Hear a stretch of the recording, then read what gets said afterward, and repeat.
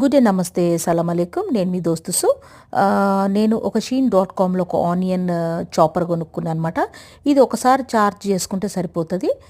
So చాలా అంటే చాలా హ్యాండీగా ఉంది. మీరు కూడా చూడండి, కావాలంటే మీరు కూడా కొనుక్కోండి. చాలా మంచి ప్రోడక్ట్ అది.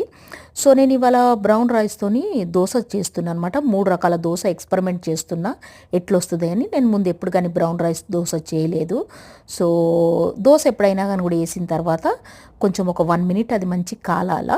కాలిన తర్వాత అప్పుడు దాని మీద కొంచెం ఆయిల్ లేదా బటర్ వేసేసి ఇట్లా మొత్తం స్ప్రెడ్ చేసుకోవాలన్నమాట. స్ప్రెడ్ చేసుకుంటే అప్పుడు మనకు దోశ రెస్టారెంట్ టైప్లో వస్తుంది అనమాట.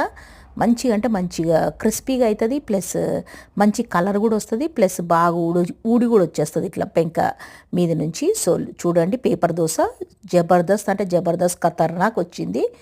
So experiment is successful. So next experiment వచ్చేసి సెట్ దోశ, కొద్దిగా బటర్ వేసేసి చేస్తున్నాను. So set dosa okay, done. And దాని తర్వాత ఆనియన్, చిల్లీ ఫ్లేక్స్, జీలకర్ర వేసేసి ఒక ఊతప్పం చేసినాను. Okay, done. 3 దోశలు చాలా బాగా వచ్చినాయి. హెల్దీ అనమాట బ్రౌన్ దోశలు. సో మీకు ఒకవేళ ఇది ఎట్లా చేస్తారు బ్యాటర్ అంటే నేను నెక్స్ట్ వీడియోలో కూడా చూపిస్తాను. Love you all and